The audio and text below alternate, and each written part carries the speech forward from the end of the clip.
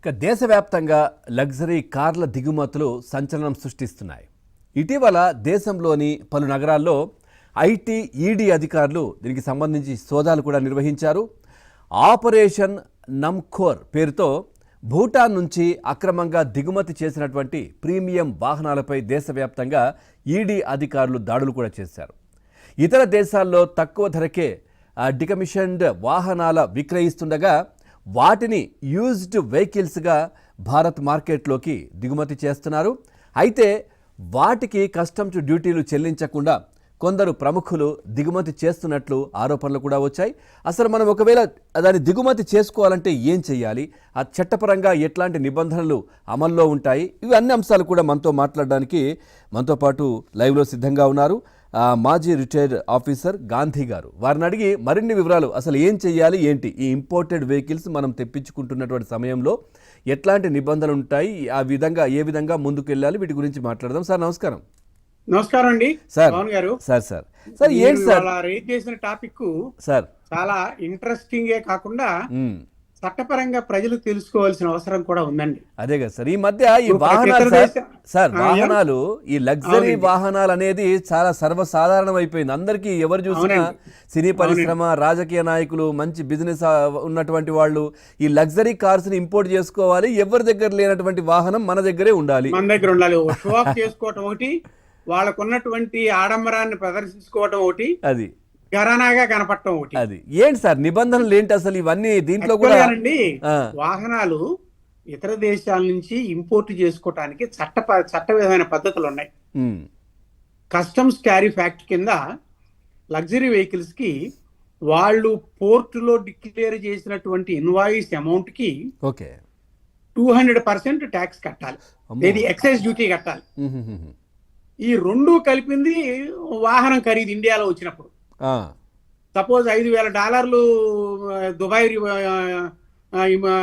మన కంటైనర్లు ఎక్కేటప్పుడు డిక్లేర్ చేసి ఉంటారనుకోండి, అది మన దగ్గరికి వచ్చినప్పుడు దానికి $10,000 ఖరీదు అయిన వాహనానికి $20,000 ఎక్సైజ్ డ్యూటీ పడుతుంది, అంటే 200% పడుతుంది. అది ఆ ఇన్వాయిస్ ఖరీదు అవుతుంది. దాని మీద మోటార్ వెహికల్ ట్యాక్స్ రిజిస్ట్రేషన్ అప్పుడు కట్టుకోవాలన్నమాట. వీళ్ళు ఏం చేస్తున్నారంటే చట్ట విధానమైనటువంటి పద్ధతులు వెళ్లకుండా చట్ట విరుద్ధమైనటువంటి మార్గాల్లో ఈ వాహనాలను ఇంపోర్ట్ తీసుకొస్తున్నారు. దీనిలో ముఖ్యంగా వైలేషన్స్ ఏమిటంటే ఫెమా యాక్ట్ 1999లో ఫారిన్ ఎక్స్చేంజ్ మేనేజ్మెంట్ యాక్ట్ అని చెప్పి గవర్నమెంట్ ఆఫ్ ఇండియా ఇలాంటి వ్యవహారాలన్నీ రెగ్యులేట్ చేయడానికి కోసం పెట్టారండి. రెండోది కస్టమ్స్ టారిఫ్ యాక్ట్ అని ఉంటుంది. అంటే ఇతర దేశాల నుంచి దిగుమతి అయ్యేటటువంటి ఏ వస్తువు అయినా కూడా ఎంత పన్ను కట్టాలి, ఎంత డ్యూటీ కట్టాలి అని. ఇవన్నీ ఏంటంటే చట్టవిరుద్ధంగా వెళ్ళే వాళ్ళు చేసేటటువంటి మార్గాలు ఎలా కనుక్కుంటున్నారంటే, ఒకటి ఏంటంటే డబ్బులు ఈ ట్రాన్సాక్షన్స్ అన్ని కూడా త్రూ బ్యాంక్ జరగాలండి. త్రూ ఆథరైజ్డ్ బ్యాంక్స్ ద్వారాను. రిజర్వ్ బ్యాంక్ ఆఫ్ ఇండియా దగ్గర ఎక్సైజ్ ఎక్స్పోర్ట్ ఇంపోర్ట్ కోడ్ అని ఉంటుంది. ఎక్స్పోర్ట్ ఇంపోర్ట్ కోడ్ ప్రకారం వాళ్ళు డబ్బులు ట్రాన్స్ఫర్ చేయాలి.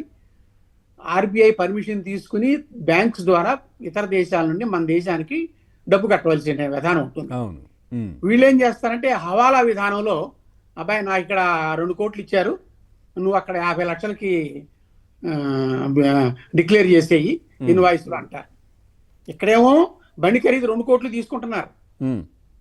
ఇది ఎక్కడ ఇండియాలోనే ఉంటుంది ఈ డబ్బు. అక్కడ హవాలా విధానంలో దానికి అండర్ వాయిసింగ్ చేసేసి ఆ రేటు ప్రకారం ఇన్వాయిస్లు తయారు చేయిస్తారు. అది ఒక రకమైనటువంటి వైలేషన్. రెండు, ఇందాక మీతో చెప్పాను, ఈ బ్యాంక్స్ ద్వారా రాకుండా చట్టవిరుద్ధమైన మార్గాల్లో ఈ డబ్బులు చెల్లింపులు ఉంటాయి. ఇక మూడోది వాలిడేషన్ కేటగిరీ. అంటే ఏంటంటే ఇప్పుడు ఈ డెమో కార్లు, యూజ్డ్ కార్లు, అదే వ్యక్తి తను ఇండియాకి ట్రాన్స్ఫర్ అయ్యి వస్తుంటే తన వెంట తను తెచ్చుకున్న కార్లు, వీటికి తక్కువ ఎక్సైజ్ డ్యూటీ ఉంటుందండి. ఓహో, అంటే ఇప్పుడు ఫారెన్ లో ఆయన డ్యూటీ అక్కడ పనిచేస్తున్న సమయంలో కొనుక్కున్న కారు ఇక్కడ తెచ్చుకోవడం, ఇక్కడ తెచ్చుకోవచ్చు చట్టపరంగా.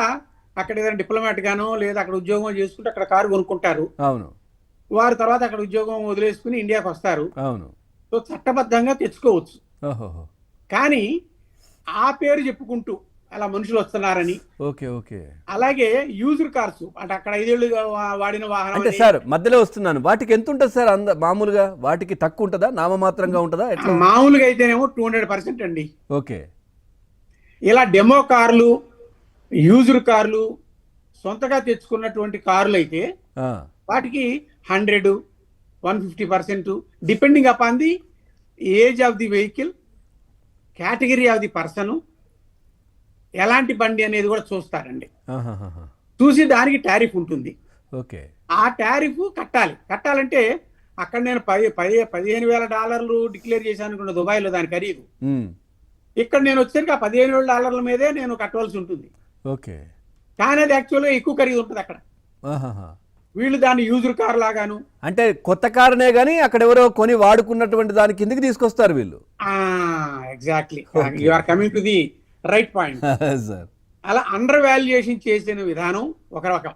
ఆ, అసలు హవాలా విధానంలో డబ్బులేమో ఎవడో తక్కువ అమ్మడు కదా. అవును. ఇక్కడ అమ్మేవాళ్ళు తక్కువ అమ్మరు కదా. ఆ, ఇది ఫెమా వయలేషన్. ఓకే. ఏది తక్కువ డబ్బులేమో అదే ప్రైస్ ఉంటుంది, ఉమ్. వాళ్ళు అక్కడ తక్కువ రేటుకి వేయించడం. ఓకే. తక్కువ రేటు వేయించడానికి మార్గాలు ఏమిటి అంటే ఇందాక చెప్పాను కదా, యూజర్ కార్స్, దాని కిందకి తెస్తారు. డెమో కార్స్, సొంత వెహికల్. సొంత వెహికల్ అనే వంక పెట్టుకుని, ఇప్పుడు ఇక్కడ నుంచి కార్పెంటర్ వెళ్తాడు, అక్కడ కారు కొంటాడు. నేను వచ్చేటప్పుడు పెద్ద కారు కొనుక్కుని వస్తాను నేను. ఓకే. అప్పుడు మరి అంటే ఆయన ఆర్థిక పరిస్థితి అక్కడ చూడరు. ఆయన పేరు మీద కారు ఉందా లేదా. నేను కార్పెంటర్ అంటే అదో రకమైనటువంటి హవాలా, అంతేనా సార్? అదో రకమైనటువంటి hawala. Under pricing, under valuing, under value, under invoicing. Car అక్కడ $1,00,000 ఉంటుంది అనుకోండి, ఆయన అక్కడ $1,00,000 కొన్నట్టుగా చూపించడం. ఇక్కడికి వచ్చి డిక్లేర్ చేస్తాను నా సొంత కారు ఇది, నాకు తక్కువ ట్యాక్స్ వేయండి. మరి అక్కడ కూడా ఏంటి సార్, మేనేజ్ చేస్తారా లేదంటే అక్కడ వాళ్ళు ఆ విధంగా సహకరిస్తారా ఏంటి? అక్కడ కంపెనీలు కావచ్చు, కార్లకు సంబంధించిన వాళ్ళు, ఇదంతా కుమ్మకి వ్యవహారం పవన్ గారు. సార్ అక్కడ కూడాను మన మనుషులే ఉంటారు. ఓకే. మన వాళ్ళే మేనేజ్ చేస్తారు. అక్కడ కూడాను వాళ్ళ కస్టమర్స్ దగ్గర డిక్లేర్ చేయాలి కదా. అవును. ఏది దుబాయ్ పోర్ట్లోనో లేకపోతే నేపాల్లోనో భూటాన్లోనో వాళ్ళు డిక్లేర్ చేయాలి కదా. అవును. చేసేటప్పుడు అయ్యా ఇదిగో నేను ఈ కారుని ఇంత కొన్నాను, ఇది 5 ఏళ్ళు అయ్యింది, 4 ఏళ్ళు అయ్యింది కనుక నేను తీసుకెళ్తున్నాను అంటారు. అక్కడ వాళ్ళేం పెద్ద అభ్యంతరం పెట్టరు. సార్ ఇక్కడ భూటాను, నేపాల్ వీటిని ఎందుకు ఎంచుకున్నారు సార్? ఇక్కడ భూటాను, నేపాల్ అయితేనేమో రోడ్ రూట్లు అండి. ఓకే. దుబాయ్ అయితేనేమో కంటైనరు, పోర్టు, ఎక్సైజ్ వస్తాయి. ఓకే. ఇక్కడ దొంగదారులు ఉంటాయి మనకి రోడ్లు. మన చెక్ పోస్టులు మనకు తెలియంది ఏముంది, మన గవర్నమెంట్ మనకు తెలియంది ఏముంది. దానిలోనూ బై రోడ్డు వస్తున్నారు కదా, వీళ్ళు ఏం చేస్తారు, ఈ టెంపరీ పర్మిట్లు తీసుకుంటారు. ఇండియా పోటాని నేను వెళ్ళి వస్తానండి, నేను కాశ్మీర్లో పహల్గాం సైట్ చూసి వస్తాను, ఆగ్రాలో తాజ్మహల్ చూసి వస్తాను, మిజోరంలో రైలు ప్రయాణం చేసి వస్తాను, వస్తూ ఆ కారు పట్టుకొని వస్తారు. ఆ కారు పట్టుకుని వస్తాడు, వాళ్ళు టెంపరీ పర్మిట్ ఇస్తారు. ఓకే. ఇక బండి వెళ్ళదు, అంతే, ఇటే ఇక్కడే దాని ఇన్వాయిస్ ఉంటాయి కదా బండి కాగితాలు. అవును. ఆ ఇండియా డిక్లేర్ చేసుకుని ఇక్కడ దొంగదారిలో వచ్చేస్తారు. అయిపోయింది. అలాగే లేదు, కొంతమంది కొంచెం డిగ్రీ వేడిగా ఉందాం అనుకున్న వాళ్ళు టూరిస్ట్ పర్మిట్ మీద వస్తారు. ఎట్లా వచ్చినప్పటికీ కారును పట్టుకొని వస్తారు. అది నేను చెప్పడం, అది కార్లు పట్టుకు వస్తారు, ఇంకా కార్లు వెనక్కి వెళ్ళవు. ఇక్కడ మన దగ్గర అరుణాచల్ ప్రదేశ్ లోను, నాగాలాండ్ లోను ఇక్కడ రికార్డులు ఏం చూడరండి. ఇక్కడ మన దగ్గర ఎన్ని బస్సులు కనపడుతున్నాయి చూస్తున్నారు కదా. సార్ ఇప్పుడు నంబర్లు ఏముంటాయి సార్? నంబర్లు అక్కడవే ఉంటుందా, మిజోరాం అని ఉంటుందా లేదంటే? బండి ఇండియాకి వచ్చిన తర్వాత, ఇండియా రిజిస్ట్రేషన్ అయిన తర్వాత ఇండియా ఆర్టీఓ నంబరే ఉంటుంది. ఓకే. ఇండియా వచ్చే వరకునే దాని ఫారిన్ నంబర్, అంతే. అది భూటాన్ నంబర్ అనండి, నేపాల్ నంబర్ అనండి, దుబాయ్ నంబర్ అనండి, అమెరికా నంబర్ అనండి, అక్కడ ఉంటాయి. ఇంకో ఇబ్బంది కూడా ఏముంది ఏంటంటే, మేము కనిపెట్టింది మోటార్ వెహికల్స్ యాక్ట్ కింద మన భారతదేశంలో రూల్స్ పటిష్టంగా ఉంటాయి. ఏ బండి అయినా సరే కొత్త వాహనాన్ని తయారు చేయాలి అంటే దానికి ఆ రూల్ 126 కింద ఆథరైజ్డ్ టెస్టింగ్ ఏజెన్సీస్ దగ్గర సర్టిఫికేట్ తీసుకుని కానీ మ్యానుఫ్యాక్చర్ చేయడానికి వీలు లేదు. ఇంపోర్ట్ వెహికల్స్ కి ఆ ఇబ్బంది లేదు. ఉమ్, వాడు ఆ దేశంలో కనుక అప్రూవ్ అయి ఉంటే ఉమ్. ఆ బండిని ఇలా తీసుకొచ్చేసేయచ్చు. Okay okay. సో అందువల్ల అక్కడ చట్టబద్ధంగా అది రిజిస్టర్ అయినయా లేదా మనకు తెలుసుకునేంత ఉండదు. వాడు ఏదో సర్టిఫికేట్ తీసుకొస్తాడు, మన వాళ్ళు ఆర్సీ తీసుకొస్తారు, యాక్సెప్ట్ చేసేస్తారు. ఉమ్, అలా అయితే ఇక్కడ వైలేషను ఒకటేమో ఫెమా వైలేషన్ అండి. అంటే ఏది హవాలా మార్గంలో డబ్బులు ఆ, తక్కువ రేటుకు కొన్నట్టుగా అక్కడ చూపించడం. ఉమ్, రెండోదేమో ఈ export import license code follow కాకుండా రిజర్వ్ బ్యాంకుల ద్వారా జరగకుండా బ్యాంకుల ద్వారా ట్రాన్స్ఫర్ అవ్వాలి డబ్బులు. ఉమ్. అవన్నీ కాలేదు కాబట్టే ఈడీ ఎంటర్ అవుతోంది కదా సార్, ఇది హవాలా కిందకే కదా అంతా. ఎగ్జాక్ట్లీ పవన్ గారు, అదే అదే. అందుకే ఈడీ మరి ఎంటర్ అలాగే అవుతోంది. కస్టమ్స్ డ్యూటీ దగ్గర వచ్చేసరికి ఆ, అది గనక బండి అదే మోడల్ మంచి బండి అయితే 200% ఎక్సైజ్ డ్యూటీ పడుతుంది. ఓకే. దాన్ని తప్పించుకోవడం కోసం ఉమ్, ఇది డెమో కారు, 10 ఏళ్ళు అయింది యూజ్ చేసిన కారు, ఉమ్, నేను నా బండిని నేను తెచ్చుకుంటున్నాను, నా ఉద్యోగం మానుకున్నాను, ఉమ్. ఆ దేశంలో నేపాల్లోనూ కాఠ్మండ్లో చేసి ఉద్యోగం మానుకుని ఇండియా వచ్చి నేను బతుకుతున్నాను, నా కారు నేను తెచ్చుకుంటున్నాను. ఆ తెచ్చే వ్యక్తి అక్కడ కార్పెంటర్ గానో ఎలక్ట్రీషియన్ గానో పనిచేసే వ్యక్తి. నేను ఇంకా మరి ప్రత్యేకంగా చెప్పాల్సిన పనిలే. సార్ సార్ అట్లాగే ఇంతకుముందు మించినటువంటి వ్యవహారాలు అవి. సార్ ఈ మధ్యకాలంలో ఈ మలయాళ సినీ పరిశ్రమకు సంబంధించి చర్చ, ఈ దుల్కర్ సల్మాన్ కావచ్చు, అదేవిధంగా పృథ్వీరాజ్, వీళ్ళకి సంబంధించి వీళ్ళు కూడా ఇట్లాంటివన్నీ విదేశీ కార్లు తెచ్చారు అన్నట్టుగా. ఏంటి సార్ ఆ ఇష్యూ? అందరూ ఇదే పద్ధతి అండి. తప్పు చేశారు అంటే కస్టమ్స్ డ్యూటీ ఎకనామం పెట్టడము, అండర్ ఇన్వాయిసింగ్ చేయటము, రాంగ్ డిక్లరేషన్, ఏది user car, demo car, own car wrong declarations చేయటము. రేట్లేమో అన్ని అదే రేట్లు ఉంటాయి, 2 కోట్లే ఉంటది. అవును. కానీ అక్కడ ఇన్వాయిస్ వచ్చేటప్పటికి $50, $50,000, $30,000 ఇన్వాయిసింగ్ వస్తుంది. గతంలో నాకు కొంచెం గుర్తుంది సార్, మన టెండూల్కర్ గారా ఏదో విదేశాల నుంచి ఎవరో బహుమతి ఇస్తే తీసుకొచ్చి దానికి ఎక్కువ ట్యాక్స్ ఉందని చెప్పేసి మళ్ళీ రిటర్న్ పంపించడమో ఏదో జరిగితే గవర్నమెంట్ కూడా ఏదో రాయితీయో ఏదో ఇచ్చింది. అంటే ఇవన్నీ చాలా కొద్ది కేసులు అండి, చట్టపరంగా జరిగాయి. ఇప్పుడు చట్టవిరుద్ధంగా జరుగుతున్నాయి కాబట్టి ఈడీ వారు, ఎక్సైజ్ వారు రంగంలో దిగి ఇది అంతా హవాలా మార్కెట్ నడుస్తుంది, మనీ లాండరింగ్ బాగా జరుగుతుంది, మనీ లాండరింగ్ జరుగుతుంది అంటే ఈ రూల్స్ని ఎట్లా వైలేషన్ చేయాలి, ఎలా ఉల్లంఘించాలి అని చెప్పి తెలివిగా చేస్తున్నటువంటి విధానాలు ఇవి. దీన్ని అడ్డుకట్ట మన దగ్గర పడాలా, అక్కడ పడాలా సార్? ఎక్కడ ఏది ఈ మనీ లాండరింగ్, ఈ విధంగా వెహికల్స్ రాకుండా ఉండడం, ఈ విధమైనటువంటి కార్యక్రమం జరగొద్దు అంటే ఎక్కడ పటిష్టంగా ఉండాలి? 2 ప్లేసుల్లోనా? ఖచ్చితంగా 2 చోట్ల ఉండాలండి. వాడు ఇంపోర్ట్ చేసుకుని ఎక్స్పోర్ట్ చేసేవాడు పోర్ట్లో ఇతగాడికి నిజంగా బండిని కొనుక్కునే తాహత ఉందా, అది ఇతగాడు నిజంగా ఈ బండి యూజ్డ్ వెహికలేనా, ఇది నిజంగా డెమో వెహికలేనా, ఇది ఒరిజినల్ ఇన్వాయిస్ ప్రైస్ ఎంత, ఇది ఇప్పుడు వీడు డిక్లేర్ చేస్తున్న వాల్యూ ఎంత. ఎందుకంటే బండి ఖరీదు ఆ దేశంలో $1,00,000 ఉన్నప్పటికీను వీడు నాకు 5 ఏళ్ళు అయిపోయింది డిప్రిసియేషన్ అని చెప్పేసి దీన్ని తక్కువ రేటుకి డిక్లేర్ చేస్తే కళ్ళు మూసుకుని యాక్సెప్ట్ చేస్తున్నారు. కనబడుతుంటుంది కదా సార్ కళ్ళ ముందు, అట్లా ఎట్లా? భలేవారు వాళ్ళ బండిని చూస్తారేమండి, అంతేనా సార్? కాగితాల మీద జరుగుతాయి తప్పితే బండి నేను చూడరు కదా. ఓకే. డెమో కార్ అని చెబుతారు. మరి మన దగ్గర చూస్తాం కదా సార్, ఆర్టీ ఆఫీస్కి వెళ్తే నీకు ఇంతకు ముందు బండి కొన్నప్పుడు రెడ్ కలర్ ఉంది, ఇప్పుడు బ్లాక్ కలర్ మార్చావు, నేను దీన్ని ఎక్స్టెన్షన్ చెయ్యను అని చెప్తారు కదా. ఆఫీస్ వాళ్ళు ఏం చేస్తారంటే ఎంతవరకు చూస్తారంటేనండి, ఇంపోర్ట్ ఇన్వాయిస్ చూస్తారు. ఓకే. ఇంపోర్ట్ ఇన్వాయిస్ లో ఏముంటుంది, బండి వాడు ఎక్స్పోర్ట్ చేసేటప్పుడు ఎంత ఖరీదు డిక్లేర్ చేశాడు, కస్టమ్స్ వాళ్ళు ఎంత డ్యూటీ వేశారు, బండి ఖరీదు మొత్తం ఎంత అయింది. ఓకే. ₹10 అనుకోండి ఎక్స్పోర్ట్ చేసినప్పుడు, ఇక్కడ ₹20 ట్యాక్స్ అనుకోండి, ₹30. ఆ ₹30 మీద ట్యాక్స్ వసూలు చేసుకుంటాడే గాని ఆ డిక్లరేషన్ కరెక్టా కాదా, వాడు సరైన వెహికల్ యూజర్ కారా అనేది సరిగ్గా చూసారా లేదా, డెమో కారా అని చూసారా లేదా, లేదా తెచ్చుకునే వ్యక్తికి ఆర్థిక స్తోమత ఉన్న అంత ఖరీదైన కారుని, లగ్జరీ కారుని తెచ్చుకోగలిగినటువంటి తాహత ఉందా లేదా చూసేటటువంటి అధికారం మా ట్రాన్స్పోర్ట్ డిపార్ట్మెంట్కి లేదండి. అది కేవలం ఈడీ వాళ్ళు, ఎక్సైజ్, సెంట్రల్ ఎక్సైజ్ వాళ్ళే చూస్తారు. ఇప్పుడు వాళ్ళ రంగంలో దిగిన కారణం ఏమిటి అంటే ఈ విధంగా మనీ లాండరింగ్ జరుగుతుంది.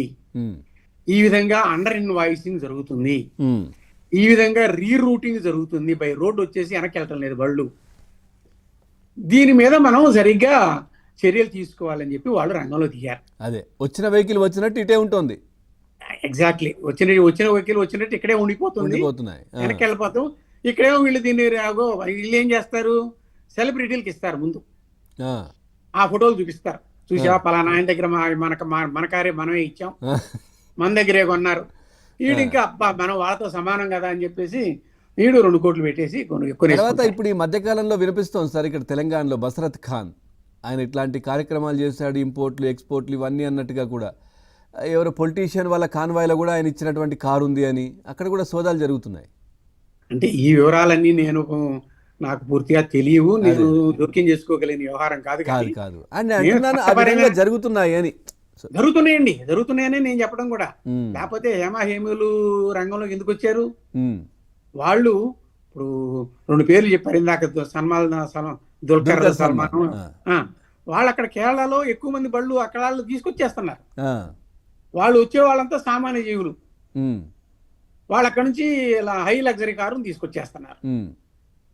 వాళ్ళు తెచ్చుకోవాలని స్తోమత ఉందా లేదా అనేది ఎవరు చూడటంలే. అవును, ఇప్పుడు ఈడీ వాళ్ళు చూస్తున్నారు.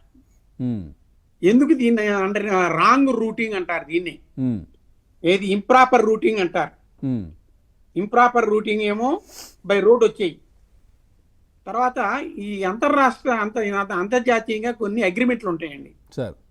మా బళ్ళకి మీరు ఎక్కువ, మా రాష్ట్రం నుంచి వచ్చే, మా దేశం నుంచి వచ్చే బళ్ళకి మీరు కొంచెం టారిఫ్ తక్కువ వేయండి అని, ఏది అంతర్దేశీయ ఒప్పందాలు. అదే అదే సార్, ఈ ఒప్పందాలను కూడా అడ్డం పెట్టుకుని నేపాల్ నుంచి భూటాన్ నుంచి మన బళ్ళు వచ్చేస్తున్నాయి. అదేదో వేరే కారణం చేత ఏదో మామూలుగా సరుకు రవాణాలో దానికి సంబంధించి వీళ్ళు టూరిజం వీళ్ళు ఈ విధంగా ఉపయోగించుకుంటున్నారు దాన్ని. టెంపరీ పర్మిట్లు ఇవన్నీ ఇంప్రాపర్ రూటింగ్ అంటారు మేము మా మోటార్ వెహికల్స్ యాక్ట్ లో.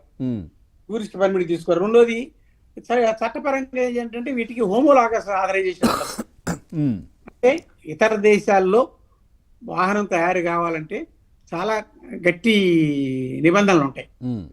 ఆ నిబంధనలు పాటిస్తున్నారు, వాటి ప్రకారం ఈ తయారైనందని చెప్పి అలౌ చేసేస్తారు మా అబ్బనాలు. ఓకే సార్, శిక్షలు ఎట్లుంటాయి సార్? ఇది శిక్షలు ఏంటి అసలు వీటికి సంబంధించి? అల్టిమేట్లీ సార్ క్రిమినల్ యాక్ట్ కింద, క్రిమినల్ యాక్ట్ కింద స్మగ్లింగ్ కింద వస్తుంది, అవును, మనీ మనీ లాండరింగ్ కింద వస్తుంది, ఫోర్జరీ, ఫ్రాడ్, ఇవన్నీ కూడాను తెలిసిపోతాయండి. లోతుకి వెళ్ళి చూస్తే ఎయ్యి పర్ఫెక్ట్గా ఉండవు. ఎందుకంటే క్లియర్గా అవి ఇందాక మీతో చెప్పినట్టు wrong declaration, under invoicing, improper routing of the vehicles like temporary పర్మిట్లు, టూరిస్ట్ పర్మిట్లు తీసుకుని బై రోడ్ వచ్చేసేయటం, ఈ రకమైనటువంటి లొసుగుల్ని ఈడీ వాళ్ళు ఖచ్చితంగా కనిపెట్టగలరు. వాళ్ళకి ఎంతో ఇన్ఫర్మేషన్ ఉంటే తప్పితే వాళ్ళు ఇలాంటి. ఇప్పుడు ఆ విధంగా భూటానో ఏదో దేశం నుంచి ఇక్కడికి వచ్చారు, ఇందాక మనం అనుకున్నట్టుగా టూరిస్ట్ లాగా వచ్చేసి అక్కడ చూపించి నేను ఇక్కడ చూడడానికి వస్తున్నానని చెప్పి వెహికల్ ఇటే పెట్టేస్తారు కదా. మళ్ళీ వీళ్ళు వెళ్ళేటప్పుడు ఏముండదా? మీరు మరి వెహికల్ వెళ్ళిపోతారు సార్, ఫ్లైట్లో వెళ్ళిపోతారు. అంటే నేను అనేది వెహికల్ ఇక్కడ పెట్టారు, మీరు తెచ్చారు, మరి ఆ వెహికల్ ఏమైంది, ఇట్లాంటి మానిటరింగ్ ఏముండదు. ఉండదు, అదే నేను చెప్పేది. అక్కడే అందుకనే మన inter country borders very porous. ఒకవేళ అడిగితే నాకు డబ్బులు లేవు కాబట్టి అమ్మేశాను అంటాడా? ఏమైనా అడిగినప్పుడు కదా చెప్పేది, ముందు అడగనే వెళ్ళిపోతాడు కదా. అదే సార్, అడిగితే అదే చెప్తాడు. అంటే నేను అనేది పర్యవేక్షణ లోపం ఇక్కడ అంతా. ఖచ్చితంగా పర్యవేక్షణ లోపం ఉండబట్టి వీళ్ళు ఇలా చెలరైపోయారండి సార్. ఇప్పుడైనా కానీ చట్ట విరుద్ధమైన కార్యక్రమాలు ఎప్పుడు జరుగుతాయి? చట్టం నన్ను ఏం చేయలేదులే, చట్టానికి దొరికిన ఈజీగా తప్పించుకోగలనులే, చట్టంలో చాలా లొసుగులు ఉన్నాయిలే అనేటటువంటి విధానంలో ఇప్పుడు a criminal is more intelligent than an investigator. Sir నిజంగా కూడా మీరు అన్నట్టుగా కాస్ట్కి సంబంధించి 200% ఎక్కువ కట్టి ఎంతమంది తెప్పించుకుంటారు సార్? అట్లా చాలా అరుదు, తక్కువ అసలు. నిజంగా చాలా అరుదండి, చాలా అరుదు, చాలా అరుదుగా ఉంటారు. ఓకే, నాకు తెలుసు. నేను ఆర్టీఏలో చేసినప్పుడు జెన్యూన్గా అక్కడ డాక్టర్గా చేసి జెన్యూన్గా తీసుకొచ్చిన వాళ్ళు కూడాను, ఏంటి సార్ ఇండియాలో ఇంత ఎక్సైజ్ డ్యూటీ పడింది, నేను అక్కడ బండి కొనుక్కున్న దానికంటే 2 రెట్లు ఎక్కువ ఖరీదు ఇక్కడ కడుతున్నాను అని జెన్యూన్ కట్టిన వాళ్ళు ఉన్నారండి. అది ఇప్పుడు ఏమైందంటే ఒక వ్యాపారం అయిపోయింది. ఉమ్. ఆ జెన్యూన్ గా తెచ్చుకునే వాళ్ళు చాలా సార్ ఇప్పుడు తక్కువ ఎందుకు సార్ ఈ తీసుకుంటున్నారు. నిబంధన ఎందుకు? మామూలుగా అంటున్నాను, జనరల్ గా ఎవరైనా తెలియని వ్యక్తిగా అడుగుతున్నాను. వదిలేయచ్చు కదా, అంటే తెచ్చుకొని ఇవ్వచ్చు కదా, అంత ట్యాక్స్లు వేయడం అంటే ఎట్లా ఎట్లా చూస్తారు అది? అది ప్రభుత్వ విధానం అండి. ఆ, ఇతర దేశాల నుంచి కనుక మనం లిబరల్ గా కనుక మన దగ్గర ఇప్పుడు కాంపిటీషన్ ఉంది కదా, రైట్ మన దగ్గర రైట్. ఈ మారుతి హోండాలు ఇవన్నీ ఏమైపోతాయి, అంటే ఇక్కడ వాళ్ళు తగ్గిపోతుంది. లిబరల్ గా తెప్పించేసుకొని ఇచ్చేస్తే అంతే అంతే, ఇక్కడ మార్కెట్ తగ్గుతుంది. మార్కెట్ తగ్గుతుంది కదా. ఉమ్, అప్పటికీ చట్టపరంగా వస్తున్నారు, చట్ట విధానంగానే వస్తున్నారు. ఉమ్. ఏది ఇక్కడికి వచ్చి అసెంబ్లీ చేసి తయారు చేయటం కూడాను, ఓహో, అదొకటి ఉంది ఏమైందా? ఇవన్నీ కూడాను అంటే చట్టపరంగా ముడి జరిగాయి. ముడి ముడి సరుకు అంటే ముడి అన్ని అన్ని తెచ్చేసి ఇక్కడ వచ్చి అసెంబ్లీ చేసేస్తారు. ఎగ్జాక్ట్లీ, అదో అవి రకం. చట్టపరంగా జరిగాయండి. చట్టపరంగా ఈ మన రూల్స్ ప్రకారం మ్యానుఫ్యాక్చర్ అయ్యాయి. Okay okay. అదే ఇప్పుడు మనం సెల్ ఫోన్లు మాట్లాడుకుంటున్న కూడా అవుతున్నాయి కదా సార్, యాపిల్ కానీ అది కానీ ఇది కానీ కూడా ఒక అవునండి. ప్లేస్ లో దాని బాడీ తయారవుతుంది, ఇంకో ప్లేస్ లో ఇంకొకటి, అవన్నీ తెచ్చి ఒక ప్లేస్ లో ఫిక్స్ చేసి అమ్మేస్తుంటారు. అవును అవును అవును అవునండి. మ్మ్. సార్ ఫైనల్ గా ఏంటి అసలు దీనికి చట్టంలో ఎట్లాంటి శిక్షలు, ఏం చేస్తే ఇది కంట్రోల్ నేను అవుతుంది, ఏం చేస్తే కంట్రోల్ శిక్ష అవుతుంది గురించి నేను మాట్లాడండి, సార్? అది పోలీస్ వారు వాళ్ళు చూసుకునే వ్యవహారం. మ్మ్. నేను చట్టపరంగా మాట్లాడతాను. Sir clear violation of foreign exchange management act okay. 1999, hmm. Clear violation of customs duty act. మనం ఎంత చట్టపరంగా కట్టాలో కట్టకుండా తప్పించుకుంటున్నాము అంటానికి అందులో ఉన్నటువంటి లొసుగులే వీళ్ళకి ఉపకరిస్తున్నాయి. ఏది ఇందాక చెప్పాను, డెమో కార్ అని, యూజ్డ్ కార్ అని, నా బండిని నేను తెచ్చుకుంటున్నానని ఈ వంకలు తెచ్చుకోవటం, by improper routing of the vehicles, అంటే టెంపరీ పర్మిట్ మీద రావటం బై రోడ్డు, ఇది రోడ్డు ద్వారా ఇతర దేశాల నుంచి రాగలిగిన అవకాశం ఉన్నటువంటి విషయాల్లో టూరిస్ట్ పర్మిట్ తీసుకొని రావటం, మళ్ళీ బండిని వెనక్కి తీసుకెళ్ళకుండా పోవటం, మ్మ్.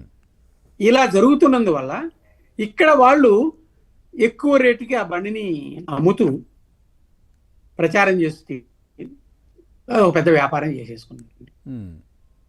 దాన్ని ఇప్పుడు ఫెమా వాళ్ళు కనిపెట్టారు. మ్మ్. వీళ్ళు అండర్ ఇన్వాయిసింగ్ చేస్తున్నారు, మ్మ్.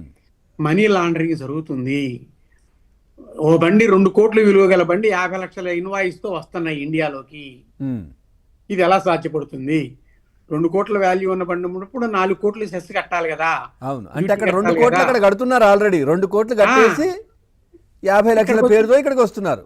ఎగ్జాక్ట్లీ, 50 లక్షలతో ఎక్సైజ్ డ్యూటీ ఎక్స్పోర్ట్ చేసుకుని వెహికల్ అక్కడ ఎక్స్పోర్ట్ చేయించుకుని ఇక్కడికి వచ్చి 50 లక్షల మీదే సెస్ కడుతున్నారు, కస్టమ్ డ్యూటీ కడుతున్నారు. సార్ ఇప్పుడు మనం ఇక్కడ కూడా చూస్తే ఏదైనా ల్యాండ్ కొన్నప్పుడు కూడా అట్లాంటి ఉన్నాయి కదా సార్. ఇప్పుడు మార్కెట్ వాల్యూ అంటారు ఒకటి, యాక్చువల్లీ అక్కడ ఉన్నటువంటి రేట్ ఒకటి. సో అందరికీ తెలిసిన బహిరంగ రహస్య పవన్ గారు, అదే కదా సార్, మార్కెట్ వాల్యూతో వేరు, నువ్వు అమ్మే రేటు వేరు, నా ఈ రేట్ ఇది ఇష్టమైతే కొను లేకపోతే లేదంటాడు. అంతే కదా. ఇప్పుడు అలా కాదు కదా, గవర్నమెంట్ వాల్యూ ఇక్కడ కొనుగోలుదారుడు ఉన్నాడు, అవును, ఆయన కారు కావాలి, మ్మ్. లగ్జరీ కారు కావాలి, ఈయన ఇస్తున్నాడు, తీసేసుకుంటారు. ఆయన ఫారిన్ రేట్ తో కంపేర్ చేసుకుంటాడు, దానికంటే కొంచెం తక్కువకే వస్తుంది కదా మనకు అనుకుంటాడు.